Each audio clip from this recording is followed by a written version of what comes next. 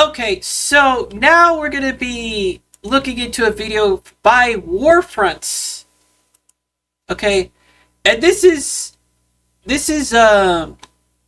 what, May 9th? So this was yesterday, right? And this guy, Warfronts, is an underrated YouTuber, right? Who talks about the whole India-Pakistani war. So, we're gonna watch and see what he's talking about. As we speak, the nuclear nations of India and Pakistan are locked into a rapidly escalating crisis, and neither side... Dear God, man! Turn down your microphone!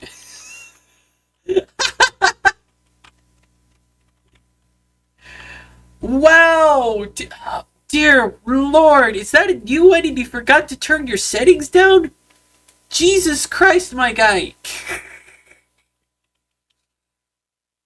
appears interested in backing down anytime soon. After weeks of spiking tensions and threats volleyed in all directions, the border between these two countries has turned hot by way of drone strikes, artillery fire, aerial battles, and more. Already the situation has devolved to a level of chaos not seen since the Cargill War of 1999, and if the rhetoric and military movement coming from both sides is any indication, then the current explosion in violence is going to get much worse before it gets better. This is what's happening between India and Pakistan at the most dangerous flashpoint in the entire world. Just before we get started, you're thinking, Simon, you're dressed awfully patriotically for a country that's not even your country. Actually, I'm not. If you want to buy this shirt, can you see that? There you go. Fist Fire Flame. That's not right. Fist Flag Flame. It's available at the merch store. There's a link below. I'm going to take this off so we can promote it throughout the whole episode. And also this hat. Yes, please. Links below. I got news that India and Pakistan are now in a freaking ceasefire. So I'm a little... So this video was made before the whole ceasefire, right? And now let's get back to the seriousness of what's actually happening. Now, before we get into the details around India and Pakistan, we've got to issue the same standard caveat that we mention whenever we discuss a rapidly unfolding crisis. The information that we discuss in today's episode is accurate to the best of our knowledge based on available information up until the morning of Friday, May the 9th, local time in New Delhi and Islamabad. Now, we can practically guarantee that this crisis will have evolved further by the time you see this episode, and while hopefully that evolution has stopped short of the outbreak of a major war, we certainly wouldn't put a bet on those odds right now. As such, we'll be covering the first several days of armed exchange between India and Pakistan in today's episode, and we will come back in the days and weeks ahead to discuss whatever happens next. Now, although we won't give a full breakdown of the circumstances that led India and Pakistan to this moment, we'll at least run through the basics for viewers who may only be tuning into this conflict now. Alright, so on April the 22nd of this year, a terror attack carried out against tourists in a resort town called Pahalgam left 28 civilians dead, mostly Hindu men. The attack took place in a region called Kashmir, which is disputed control between India and Pakistan, and it took place in an area controlled by India, a majority Hindu country. The attack was claimed by a group called the Resistance Front, a subsidiary group within the broad militant organization Lashkar-e-Taiba, which has long received backing from Pakistan. In the wake of the massacre, India accused Pakistan of orchestrating the attack, and both sides ratcheted up tensions in advance of a military exchange. In the period of initial build-up, there were telltale signs that this was not a crisis that would resolve easily, something that India indicated especially clearly by suspending a water-sharing agreement that's held for over 60 years, despite 3 prior wars between the two nations. Now, for the last couple of weeks, we produced an in-depth look at the terror attack in Pahalgam and its immediate aftermath, and a separate episode on the significance of that water-sharing treaty being revoked. We've linked to both of them in the description if you'd like to check them out. But the strong global suspicions that India and Pakistan were about to begin a violent exchange were confirmed about 2 weeks after the Pahalgam attack took place. Last Wednesday, May the 7th. So they're fighting over water.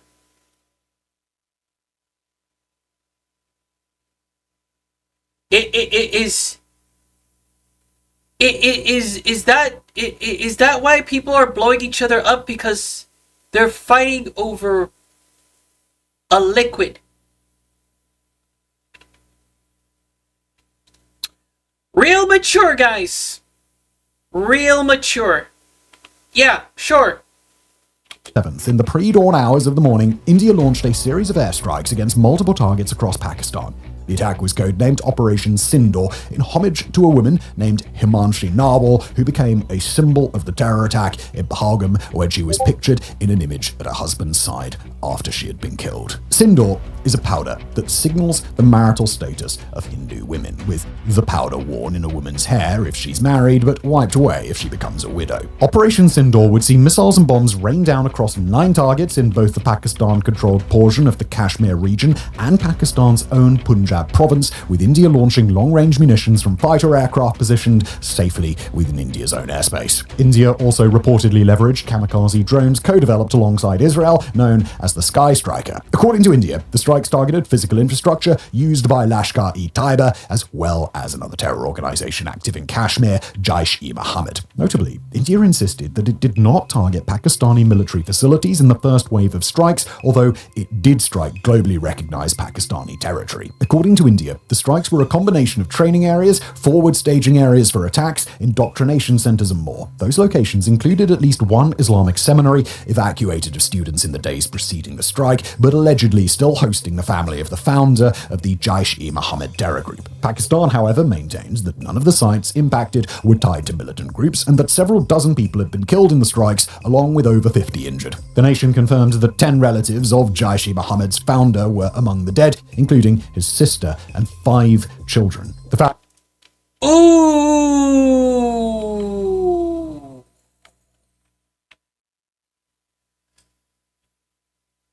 Oh, okay. Is it? Wait a minute. This is kind of reminiscent about what is it called? Reminiscent of what happened with World War II, right? When that one leader got offed by some dude, right? Some guy named Ferdinand somebody. When that guy got offed from the planet, that's what started World War II, right? So this is kind of reminiscent of that situation. So we are very close to World War III. We are very, oh my god. People for like the past 20 years, since the George W. Bush administration, they've been saying eventually we're going to end up having World War III. A lot of people saying World War III is going to happen. World War III is going to happen. We are dangerously close to that actually happening. We like India and Pakistan, when this video gets out, they are under a ceasefire currently, but we are looking at a very, very delicate thing, as delicate as a moth's wing, that we could actually end up going haywire. Founder himself has been off the grid for years. The first exchange would see Pakistan make bold claims of its own, asserting that it had shot down 5 combat jets of the Indian Air Force, 3 French-made Rafales, and 2 Russian-made fighters, a MiG-29 and an Su-30, along with an unmanned drone. So apparently, from what I understand, Russia and India are in cahoots with each other, right? Because India is getting their weapons and military from Russia. And I think, yeah, Pakistan is part of, like, the US, right?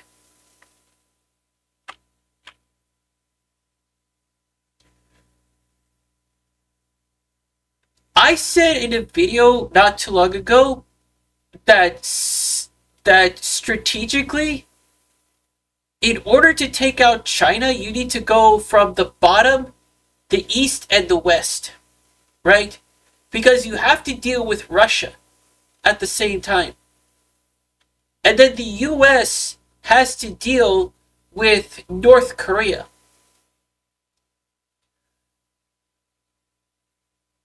I low-key predicted this. And it all revolves around freaking China. This whole thing. Okay, you want to know what started this whole entire thing? Do you really want to know what started all this entire thing?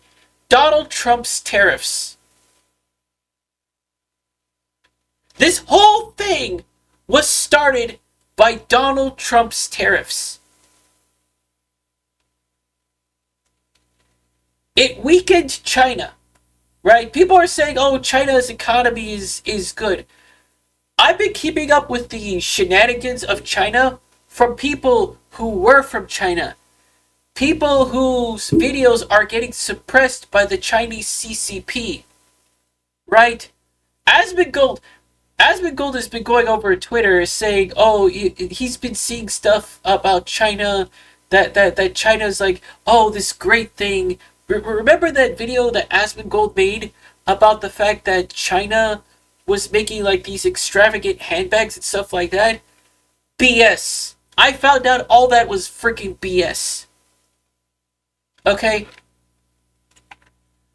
And it was from what's it called? China Insider. It wasn't from that other dude, the white guy. It was from China Insider.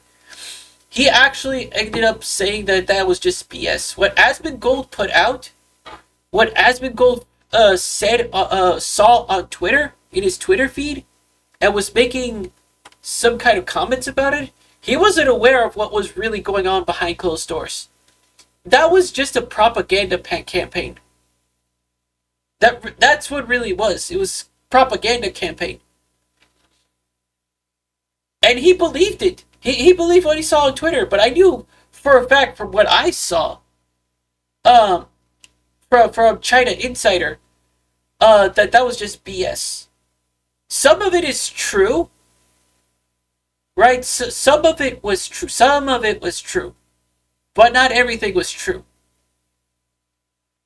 Right? So, and the thing about it is that the missile systems that were supposed to guard against India from China failed. Right? So if those missile systems have gotten off, I feel like today we would have been in World War III.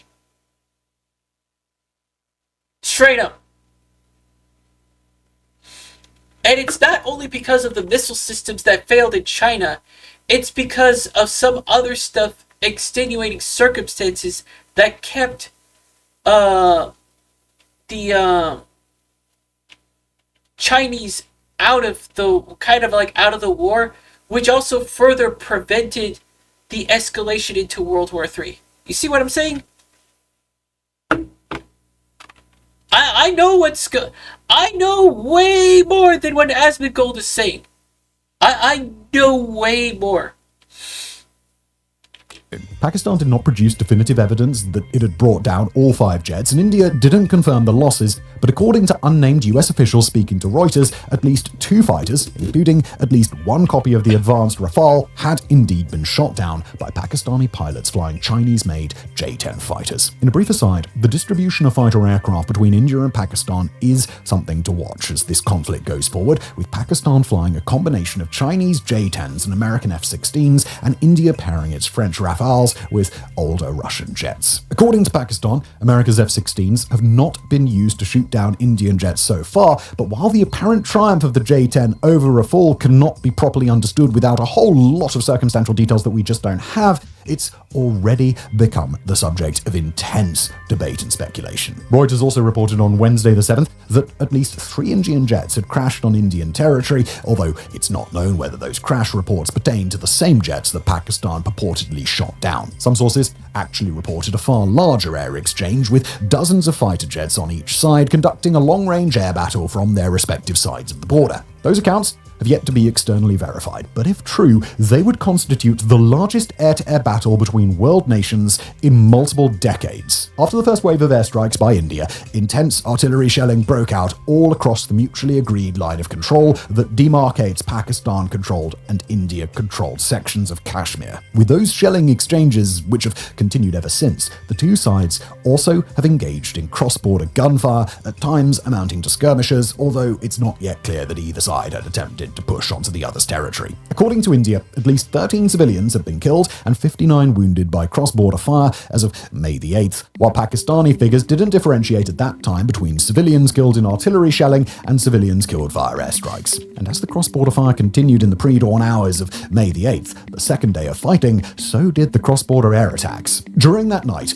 each side reported drone incursions from the other, with Pakistan alleging that at least 12 Indian kamikaze drones had been shot down as they advanced on numerous areas, including the major cities of Karachi and Lahore. India, in turn, alleged that Pakistan launched its own drone and missile strikes, which India purportedly dealt with through the use of an advanced Russian-made missile defense system called the S-400. India's Air Force stated that it carried out strikes to suppress Pakistani air defenses, clearing the way for easier missile and drone attacks in the near future, although the actual extent of the damage is unclear. By now, one thing should be obvious to all of those watching, even despite the fact that we've only discussed what transpired over the course of 2 days. The exchanges between India and Pakistan have come in an environment defined by its information scarcity, with little to no credible third-party reporting on the ground.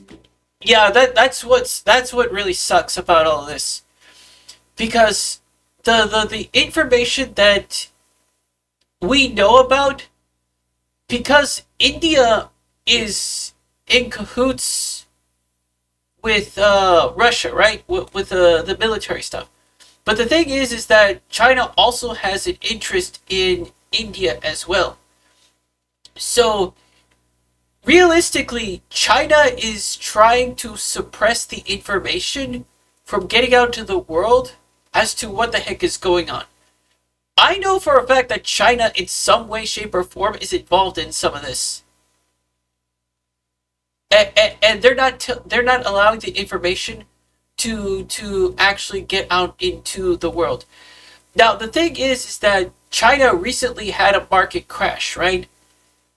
From what I understand, China actually had a market crash.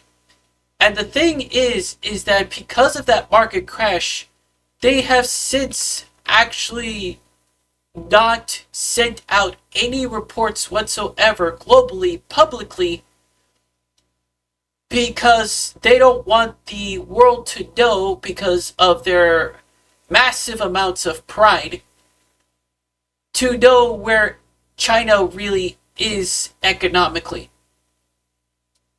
Okay? And this is in part and this is important because a lot of the VTubers here on this platform and in the space of YouTube have a lot of their merch being produced in China.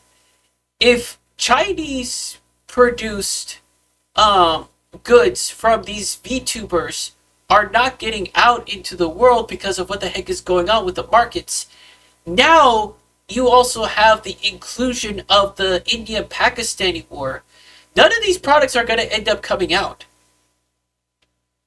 So this has a direct, or depending on what we know about reports, an indirect effect to the VTubers and their merch, that it's only going to get worse from here.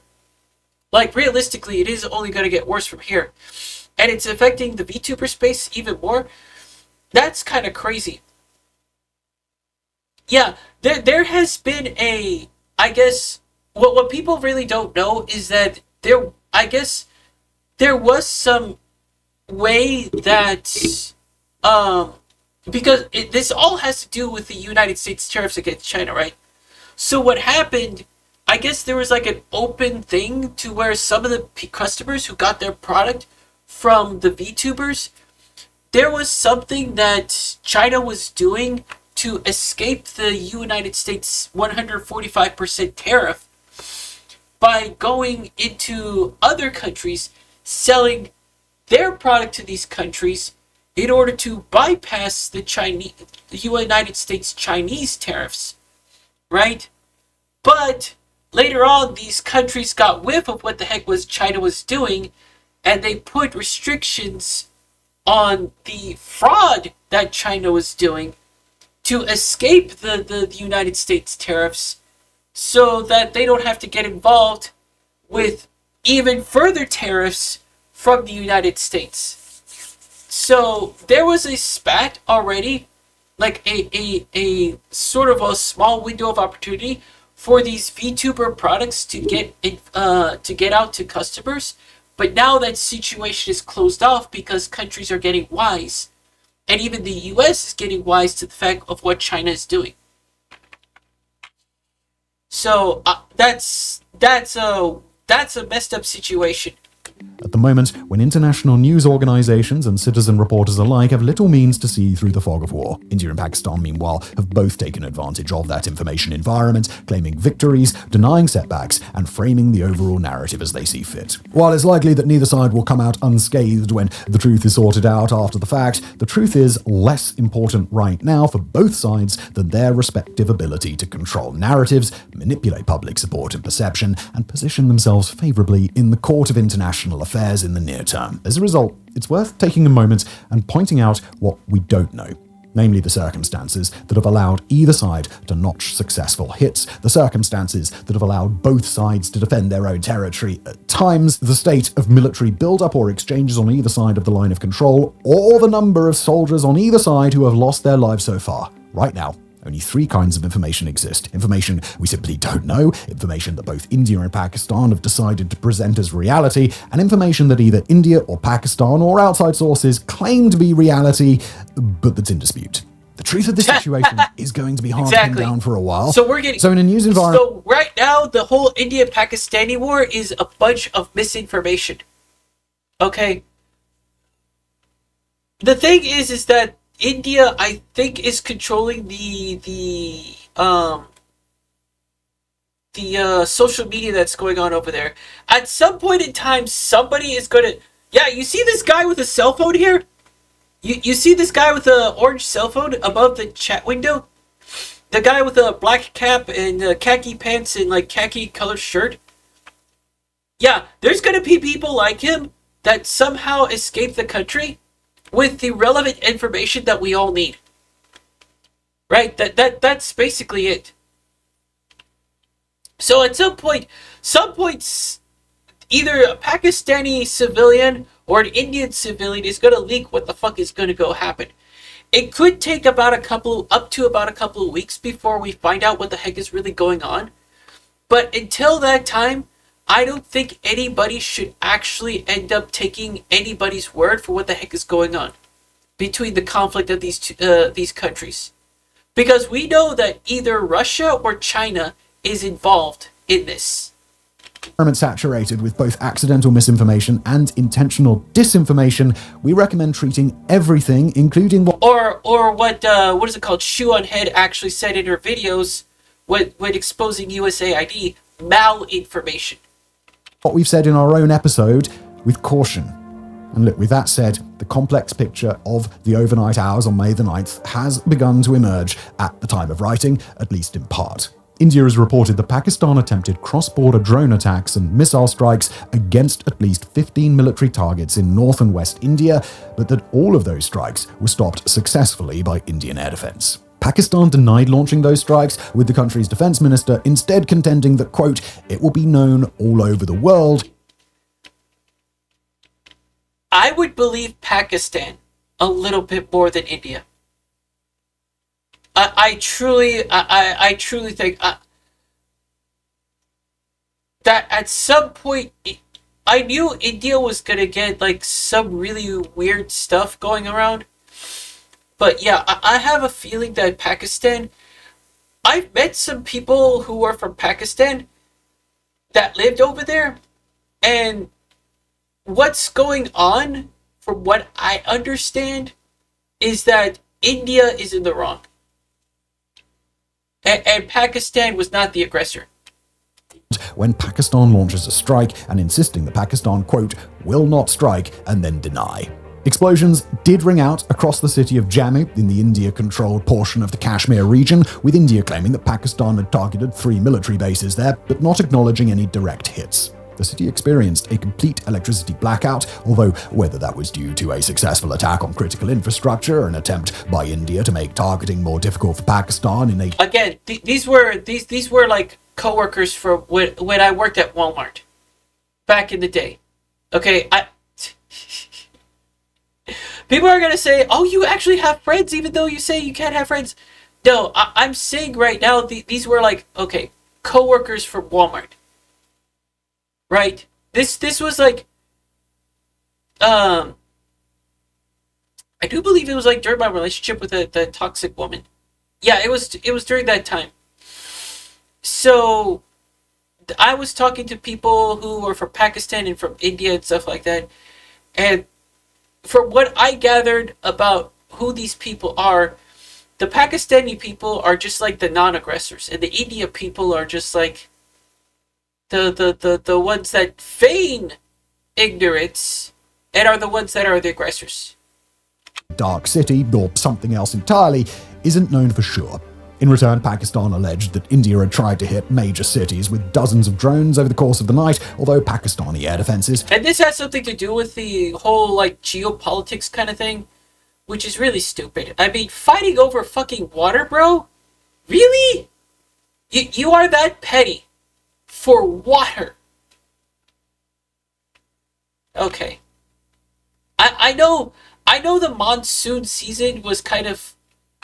Wait, what happened during the monsoon season? Weren't you guys supposed to have a monsoon season already? Or that didn't happen?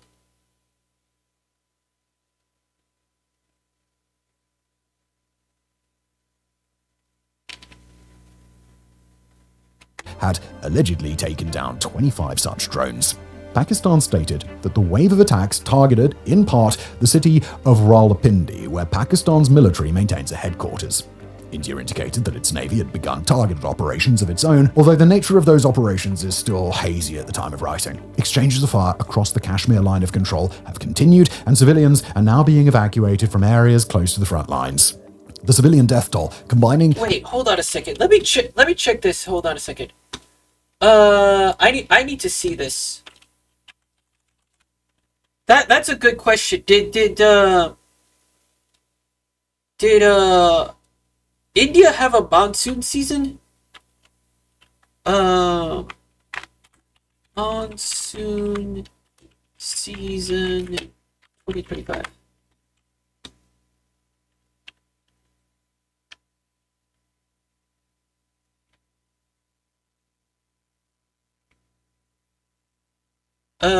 Monsoon season 2025 in.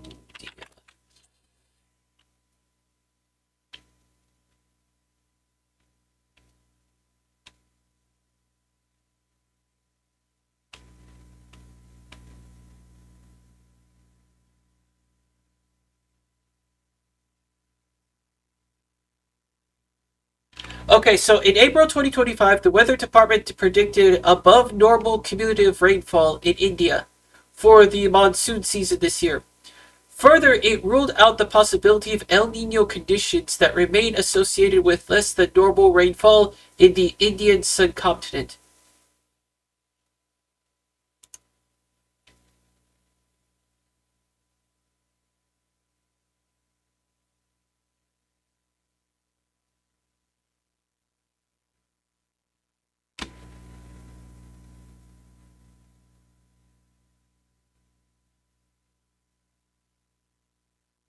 So I was right. They're getting greedy with the water. Okay, so at first when I thought about this, I thought they were like having a drought because monsoon season probably was not like as adamant or or prominent within India, but it looks like they had a massive amount of rainwater, more than usual. So is it an India overpopulation? Wait a second. Hold on a second. Hold on a second. Wait. India facing overpopulation. Hold on. India is grappling with rapid population growth, surpassing China to become the world's most populous nation. This rapid growth coupled, there you go. There you go. That's why this is happening.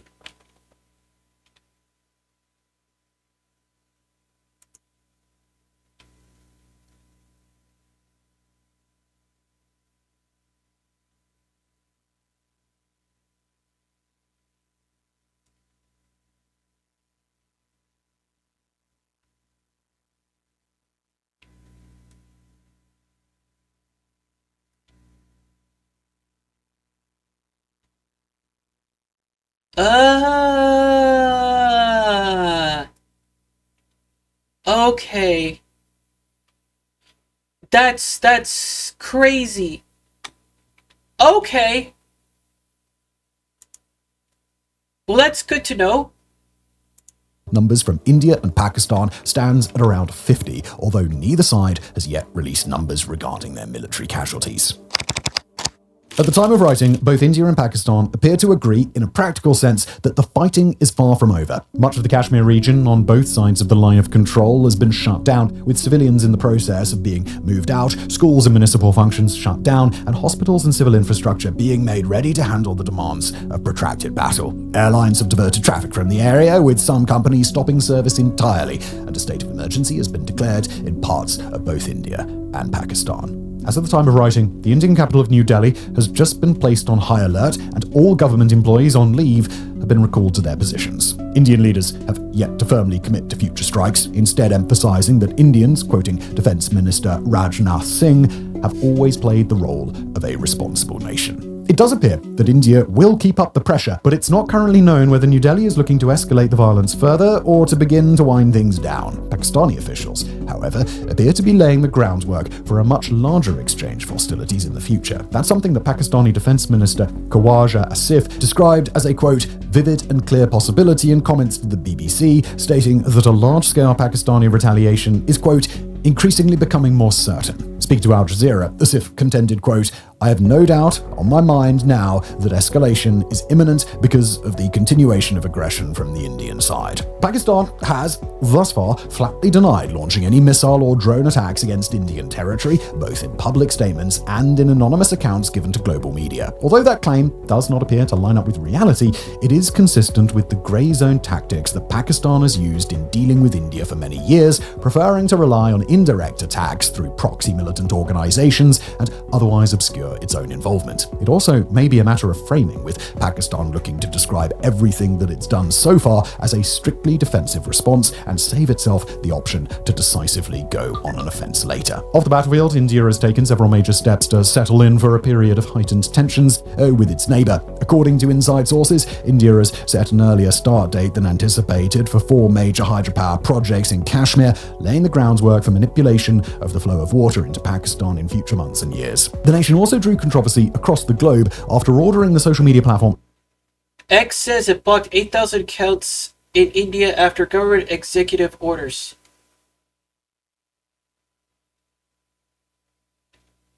What? What newspaper is this? into Pakistan in future months and years. The nation also drew The Hindu? So the US is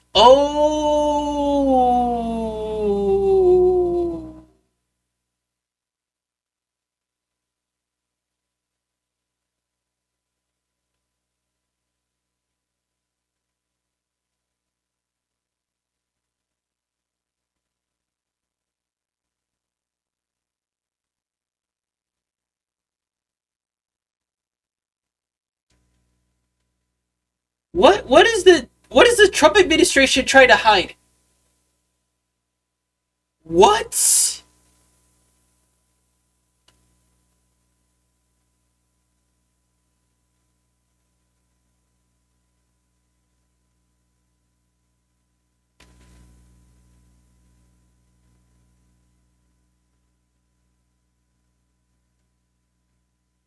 Because of their affiliation with China?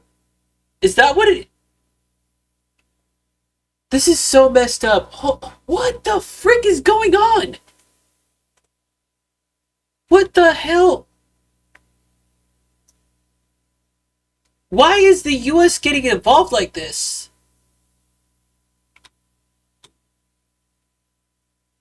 Guys, we really need to wait a couple of weeks. I think we'll get something in about a couple of weeks. Because this is ridiculous. Wow. Okay.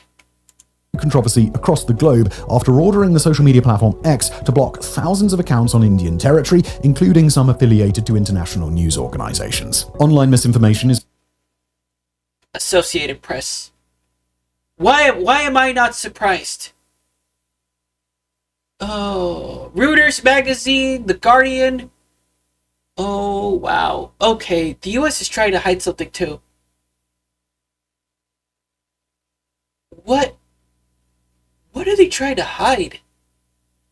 Is growing more common on both sides, often sharing photos and videos that are alleged to represent the ongoing violence, but are instead taken from unrelated clips and scenarios. Meanwhile, both India and Pakistan have placed an increasing focus on their adversaries' attempts to hit military infrastructure, with each of those attempts giving the other side greater justification to retaliate, even though neither side will typically admit that the other was successful. It's important to note that as of now, neither side has avoided targets that the general public in each respective nation would be able to see, either being defended or being hit. And that, in itself, is a sign that escalation is likely. Strikes that the public can see playing out before their eyes are strikes that create a far deeper rage among the people of both countries, and a government under pressure from enraged citizens is going to have an easier time continuing hostilities than backing down. That rage has only been inflamed further by the actions of both governments, with India taking pains to get its opposition parties to issue statements in support of India's actions, and Pakistan televising a gut-wrenching funeral for a 7-year-old boy who died as a result of the violence. Across the globe, efforts to de-escalate the conflict appear to be falling on deaf ears. In a rare show of international unanimity, China, Russia, and the United States have all condemned the escalation to varying degrees, with US Secretary of State Marco Rubio attempting to de-escalate via a set of phone calls with his counterparts in India and Pakistan on Thursday. Those attempts do not appear to have had much effect, as the nightly exchange of attacks would kick off shortly afterward. Nor did visits from other important members of the international community, including Iran and Saudi Arabia. International protests have broken out in all directions, with the Indian diaspora protesting Pakistan, the Pakistani diaspora protesting India, and a third contingent of demonstrators protesting against the war itself. None seem to have the potential to change the status quo on the ground, however, and onlookers in some nations have raised concerns that confrontations between opposing groups of protesters may come next. To be clear, off-ramps do exist for both nations, and each Okay, this is my thinking. Whoever decides, whichever country, this could be manipulated into another different situation, right? Because it could be whoever decides to be aggressive to one country's protesters is the real enemy. Now, in war tactics, this could be seen way too much, and I think the people are going to take it too much into face value. And I've seen this tactic being used before. It's not uncommon, but there could be a situation where the protesters get attacked by their own country military to make it seem like India is the aggressor.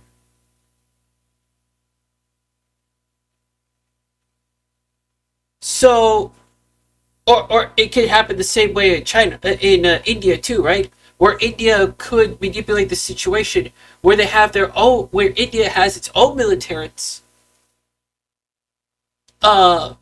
delete people from their own country's protesters to make it seem like Pakistan is the bad guy, when in reality it was either India or Pakistan that was the aggressor, right? But I mean, I know I said before, like, I've had some friends who was from like India and Pakistan, but that was like a long time ago when things were a lot more peaceful back then. But in today's reality, I don't know much about what the heck the geopolitics and the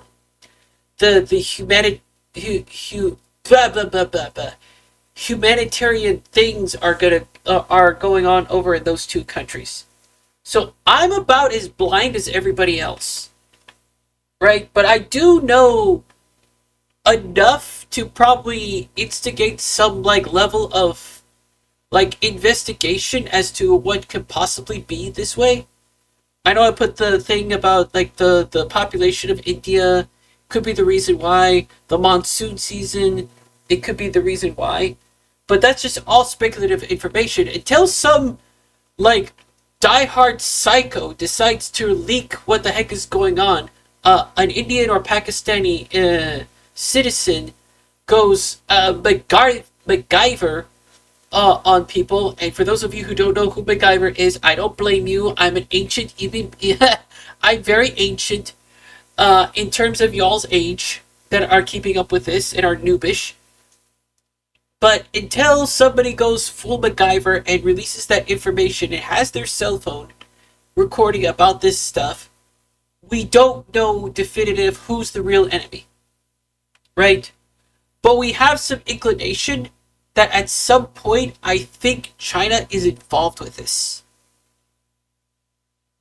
And it's looking from the way I'm seeing it, because of the way China is, that India is actually the aggressor and not Pakistan. But we'll know in about a couple of weeks.